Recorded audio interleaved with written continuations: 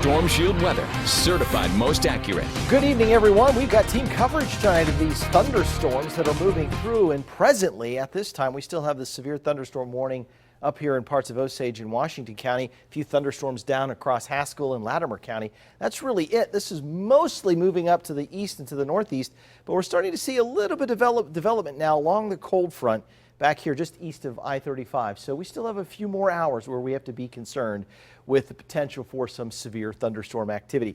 The storm here in parts of Osage County moving toward Copan and Dewey in about the next 6 to 18 minutes. It's a lot weaker than it was earlier. Let's go to meteorologist Taft Price with Stormshield Analyzer to take us inside the storm. Taft. And Brent, we've been keeping an eye on this storm through the afternoon as it became tornadic. And what we could do with the Stormshield Analyzer is we can actually slice right through that storm itself, and we can actually look and see the vertical structure, what's going on inside the storm. And that's what I've done with this storm.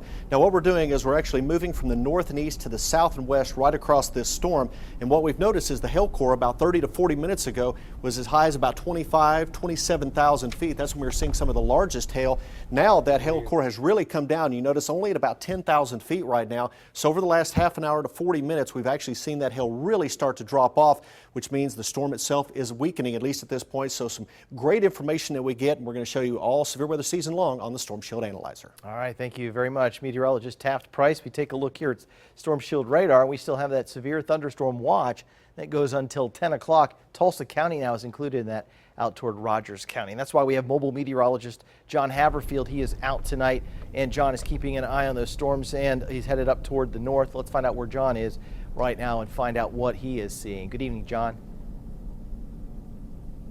Hey, good evening, Brett. We are in Bartlesville now, looking north. We got a great view of that thunderstorm, and I can confirm what Taft was kind of talking about there with the Stormshield Analyzer. The storm is definitely weakening.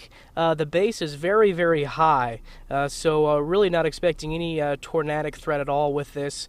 It has been weakening. We've been watching it the past about 45 minutes, and we have noticed a really good weakening trend with that storm. Now more of a north-northeasterly track as it tracks closer toward Copan. We're going to continue to follow this just in case it re-intensifies, but good news, it looks like it's starting to weaken quite a bit. Brett? Meteorologist John Haverfield. We had a couple of reports of severe weather around the area. For instance, one closer here to Tulsa was Broken Arrow, and that was at 71st and 241st East Avenue. There was some penny to nickel sized hail, and that was at 2:30 this afternoon.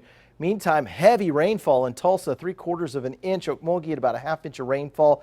Coffeyville over an inch of rainfall as some of those heavier thunderstorms moved through those areas. Still a slight risk of severe weather through this evening, and then those storms should move and shift off to the east, and we should be done with the severe weather after that. And that'll certainly be a welcome sight and welcome relief for sure. All right, high temperature today, 74 now after the morning low of 64, 67 and 44 your averages. And again, officially in the gauge in Tulsa, 3/4 of an inch of rainfall. Tower camera tonight, we're looking back to the north into the northwest, at least seeing some developing cumulus clouds. Perhaps they'll turn into something more, but we'll watch that carefully for you. 74, south winds, 16 miles an hour, relative humidity 79%. The dew points are in the upper 60s. Tonight, the cold front moves through, the winds turn to the west, and we'll see temperatures around 47 degrees, 54 in Tahlequah, 57 at Stigler, down to 50 at Tulsa. And then tomorrow, look for sunny conditions to return and temperatures to only be in the upper 60s to around 70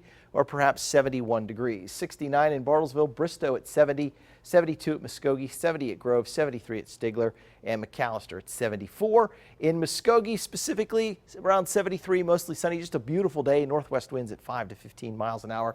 Our 7-day forecast will look for a high temperature on Friday in the lower 60s after a potentially frosty morning in parts of green country, around 39, 35 Saturday morning, 70 and sunny Saturday afternoon, 77 on Sunday. Morning lows cool again on Sunday, then Monday and Tuesday we're at 80 degrees. Both days we got a cooler air trying to move through with more clouds on Wednesday, but it looks like after today, thunderstorm threats, at least not there as we begin April, and morning lows are very comfortable in the 40s and 50s. Again, severe thunderstorm warning continues for about the next 15 or 10 minutes, I should say, for parts of Osage and Washington County.